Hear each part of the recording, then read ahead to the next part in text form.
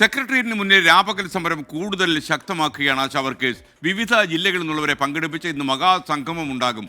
ആശാ വർക്കേഴ്സിന്റെ സമരം 11ാം ദിവസത്തിലേക്ക് ഇന്ന് കടക്കുകയാണ്. സർക്കാരിന് എന്താ ചെയ്യാൻ കഴിയുക എന്ന് സർക്കാർ ഇതുവരെ ആലോചിച്ചിട്ടില്ല എന്നാണ് എൻ്റെ സംശയം. സലീം മാലിക് തിരുവനന്തപുരത്ത് നിന്ന് തത്സമയം ചേരുന്നു. സലീം, യഥാർത്ഥത്തിൽ സമൂഹത്തിൽ ഒരുപാട് ക്ലേശങ്ങൾ അനുഭവിക്കുന്ന ഒരു ജനസമൂഹമാണ് ആശാ വർക്കേഴ്സ്. അവരുടെ കാര്യത്തിൽ കാരുണ്യം ഒഴുക്കാൻ ഇനിയും താമസിച്ചുകൂടാ. എന്തൊക്കെയാണ് ഏറ്റവും അവസാന വിവരങ്ങൾ? കാരണം ഈ 2 മാസത്തെ വേതനം കിട്ടുമ്പോൾ അവർ സമരം ഉപേക്ഷിച്ച് മടങ്ങിപ്പോകുമെന്നായിരുന്നു സർക്കാരിൻ്റെ ധാരണ. പക്ഷേ ധാരണകൾ തിരുത്തി അവർ സമരം തുടരുന്നു. പറയും. S good morning. നമ്മൾ ഇന്ന് 11ാം ദിവസത്തിലേക്ക് ഈ ആശാ വർക്കർമാരുടെ സമരം, സെക്രട്ടേറിയറ്റിന് മുൻപിലെ സമരം നീങ്ങുമ്പോൾ ഈ സമരത്തിലെ ഏറ്റവും നിർണായകമായ ദിവസം ഇന്നാണ്. കാരണം ആശാ വർക്കർമാരുടെ മഹാസംഗമം ഇന്ന് സംഘടിപ്പിച്ചിരിക്കുകയാണ്. നേരത്തെ നിശ്ചയിച്ചത് തന്നെയാണ്. അതുകൊണ്ട് തന്നെ 10,000-ത്തിലധികം ആശാ വർക്കർമാരെ ഇവിടേക്ക് എത്തിക്കും എന്നാണ് സമരക്കാർ പറയുന്നത്. എന്തായാലും വലിയ നിലയിലൊരാൾക്കൂട്ടം ഇന്ന് ഇവിടേക്ക് ആവശ്യങ്ങളും സമരാവശ്യവുമായി എത്തും എന്നുള്ള കാര്യത്തിൽ തർക്കമില്ല. എന്തായാലും സംസ്ഥാനത്ത് സമീപകാലത്ത് നടന്ന സമരങ്ങളിൽ സർക്കാരിനെ ഒന്ന് പിടിച്ചുകുലുക്കിയ സമരം ഇതാണ് എന്നുള്ള കാര്യത്തിൽ ഒരു തർക്കവുമില്ല. കാരണം പലതവണ സർക്കാർ ഈ സമരം അവസാനിപ്പിക്കാനുള്ള പലവിധ ശ്രമങ്ങളും നടത്തിയിരുന്നു, ചില പൊടിക്കൈകൾ നടത്തിയിരുന്നു. പക്ഷേ ആ പൊടിക്കൈകൾക്കൊന്നും വഴങ്ങാതെ കേരളത്തിലെ സ്ത്രീ സമരശക്തി, ഇന്നലെ പ്രതിപക്ഷ നേതാവ് പറഞ്ഞതുപോലെ കേരളത്തിലെ സ്ത്രീ സമരശക്തി ഇവിടെ തന്നെ തുടരുന്ന കാഴ്ച നമുക്ക് കാണാൻ കഴിയും. കഴിഞ്ഞ ദിവസം ഈ ആദ്യം 2 മാസത്തെ ഓണറേറിയം സർക്കാർ അനുവദിച്ചിരുന്നു. അത് നേരത്തെ തന്നെ അനുവദിച്ച തുകയാണ്. പക്ഷേ ഈ നിമിഷം വരെയും ആരുടെയും അക്കൗണ്ടിലേക്ക് ആ തുക വന്നിട്ടില്ല എന്നുള്ളതാണ് സമരക്കാർ പറയുന്ന ഒരു കാര്യം.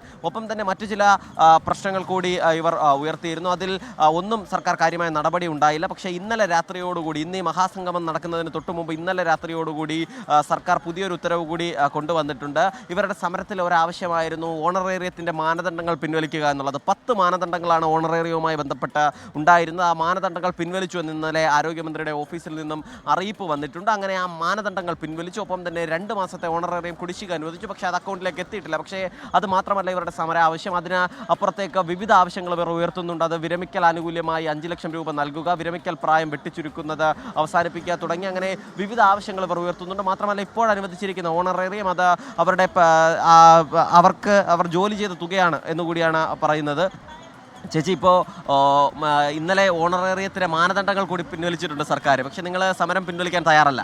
ഇല്ല സാർ, ഇല്ല. കാരണം നമുക്ക് ജീവിക്കണം. അതുകൊണ്ട് നമുക്ക് 21,000 രൂപ തന്നേ തീരൂ. ഞാനൊരു വിധവയാണ് സാർ, വീട് പോലുമില്ല. നമുക്ക് മക്കളുണ്ട്, പഠിക്കണം മക്കൾ. അപ്പം ഈ തുക വെച്ച് നമുക്ക് ജീവിക്കാൻ പറ്റുമോ സാർ? മക്കളെ പോറ്റി വളർത്താൻ പറ്റുമോ? അതുകൊണ്ട് തീർച്ചയായിട്ടും ഞങ്ങൾക്ക് 21,000 രൂപ തന്നേ തീരൂ. അത് പോയിട്ട് 62 വയസ്സാകുമ്പോൾ വിരമിച്ചാൽ നമുക്ക് 5 ലക്ഷം തന്നേ തീരും. പിന്നെ നമ്മൾ അനാഥരായി പോകും സാർ, ഇത്രയും വർഷം പണി. സർക്കാർ 2 ദിവസം മുമ്പ് നിങ്ങൾക്ക് ഓണറേറിയത്തിലുള്ള 2 മാസത്തെ ഓണറേറിയത്തിലുള്ള തുക അനുവദിച്ചിരുന്നു. അത് അക്കൗണ്ടിൽ കിട്ടിയിരുന്നു? ഇല്ല സാർ, ഇതുവരെ ഞങ്ങൾക്ക് ഒരു പൈസ പോലും വന്നിട്ടില്ല. ഞങ്ങൾ ഈ 11 ദിവസം കൊണ്ട് ഇവിടെ എൻ്റെ ശരീരം കണ്ട ഇതെല്ലാം കൊതുക് കടി ഏറ്റുവാങ്ങിക്കൊണ്ടിരിക്കുകയാണ്. ഒരു സമയത്ത് ഞങ്ങൾ തുരത്താൻ ഫീൽഡിലേക്ക് ഇറങ്ങിയ ഞങ്ങളെ ഇപ്പം കൊതുകിന് രക്തമാക്കി കൊടുത്തുകൊണ്ടിരിക്കുകയാണ് ഞങ്ങൾ ചെയ്യുന്നത്. ഇവരിത് കാണുന്നില്ലേ? ഞങ്ങളുടെ വേദനകൾ ഇവർ കാണുന്നില്ലേ സർക്കാർ? ഈ 11 ദിവസം രാവും പകലും ഇവിടെ വന്നിരുന്ന് ഞങ്ങളെ ഈ തെരുവിലിറക്കിയിരിക്കുന്ന സർക്കാർ എന്തുകൊണ്ട് ഇവരുടെ മനസ്സ് കല്ലാണോ? അവർക്ക് മനസ്സെന്നുള്ളതില്ല. ഞങ്ങൾ ചോദിക്കുന്നുണ്ട്, എന്തുകൊണ്ട് ഞങ്ങളെ ആക്കി? കഴിഞ്ഞ 32 വർഷം കൊണ്ട് ഈ രാഷ്ട്രത്തിന് വേണ്ടി, ഭൂമിക്ക് വേണ്ടി, ഈ രാജ്യത്തിന് വേണ്ടി ഞങ്ങൾ ചെലവഴിച്ചിട്ടുള്ളവരാണ്. 63ാമത്തെ വയസ്സാണ് എനിക്ക്. ഈ വയസ്സിൽ ഞങ്ങൾ തെരുവിലിറങ്ങിപ്പോൾ ഞങ്ങൾക്ക് ഇനി എന്ത് ജോലി ചെയ്യാൻ കഴിയും? ഞാനൊരു വിധവയും വൃദ്ധയും, ഞാൻ ഷുഗർ രോഗിയുടെ അടിമയുമാണ്. കാരണം എങ്ങനെ ഷുഗർ രോഗം മാറാതിരിക്കുന്നത്? ഞങ്ങളുടെ വീട്ടിൽ പോകുമ്പോൾ ഞങ്ങൾക്കെന്ന് പറഞ്ഞാൽ ഞങ്ങളുടെ ശരീരത്തെ സംരക്ഷിക്കാനുള്ള ഇതുപോലും കിട്ടുന്നില്ല. വെയിലത്തും ചൂടത്തും മഴയത്തും ഞങ്ങൾ ജോലി ചെയ്ത് അവർക്ക് വേണ്ടി നമ്പർ ഉണ്ടായി കൊടുക്കുന്നില്ല സാറേ. എന്തുകൊണ്ട് അവർക്ക് മനസ്സിലാകുന്നില്ല ഞങ്ങളുടെ വിഷമങ്ങളും ഞങ്ങളുടെ കണ്ണുനീര് എന്തുകൊണ്ട് അവർ കാണുന്നില്ല? അങ്ങനെയാണ് വലിയ പ്രതിഷേധം ഇവരുടെ ഭാഗത്തുനിന്ന് ഉണ്ടാകുന്നുണ്ട്. കഴിഞ്ഞ 11 ദിവസവും നമ്മൾ ആ സമരവീര്യം കണ്ടതാണ്. അതിനൊടുവിലാണ് സർക്കാർ ഈ അനുനയ ശ്രമങ്ങളൊക്കെ നടത്തിയത്. ഏറ്റവും ഒടുവിൽ ഈ സമരത്തെ തകർക്കാൻ ചില ശ്രമങ്ങൾ കൂടി നടക്കുന്നു എന്നുള്ളതാണ് ഈ സമരക്കാർ പറയുന്നത്.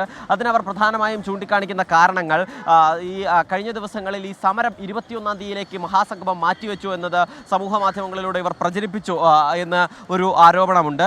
അതുപോലെ തന്നെ സമരത്തിന് പങ്കെടുക്കരുത് എന്ന് പറഞ്ഞുകൊണ്ട് പലതരത്തിലുള്ള മെസ്സേജുകളും പല ഗ്രൂപ്പുകളിൽ വരുന്നു എന്ന് പറയുന്നുണ്ട്. നിങ്ങൾ ചേച്ചി ഇന്ന് നിങ്ങൾ പിന്നെ മഹാസംഗമത്തിന് 10,000-ലധികം പേർ എത്തുമെന്നാണ് പറയുന്നത്. അപ്പോൾ ഈ സമരത്തെ തകർക്കാൻ ചില കോണിൽ നിന്ന് ശ്രമം നടത്തുന്നു എന്ന് നിങ്ങൾക്കൊരു ആരോപണം ഉണ്ടായിരുന്നല്ലോ. ഉണ്ട് അത് തീർച്ചയായിട്ടും. ഇന്ന് നമുക്കൊരു വാർത്ത കിട്ടിയത് വരാൻ വേണ്ടി വണ്ടി പിടിച്ച് വരാൻ വേണ്ടി അവരെയും തടഞ്ഞിരിക്കുക. അപ്പോൾ ഇങ്ങനെയൊക്കെ പല പ്രശ്നങ്ങളുണ്ട്. അതേപോലെയാണ് അങ്ങനെ തടഞ്ഞു എന്ന് പറയുന്നത്. ആലപ്പുഴ. അപ്പോൾ അതിൻ്റെ ന്യൂസ് കറക്റ്റ് അത് വിളിച്ച് ചോദിക്കുന്നുണ്ട്. അപ്പോൾ ഇതേപോലെ പല കാര്യങ്ങളും അതുപോലെ 13,200 അവർ പറയുന്നുണ്ട്. ഇന്നലത്തെ സംവാദത്തിൽ അവർ പറയുന്നു. ആർക്കാണ് കിട്ടിയത് 13,000? പറയുന്നതിന് ഒരു ഉളുപ്പില്ലേ? കാരണം നമുക്ക് ആശമാർ കിട്ടുന്ന ഓണറിൽ തന്നെ 7,000. അതിൽ ക്രൈറ്റീരിയ ഒക്കെ പോയിട്ട് അത്രയും പോലും കിട്ടുന്നില്ല.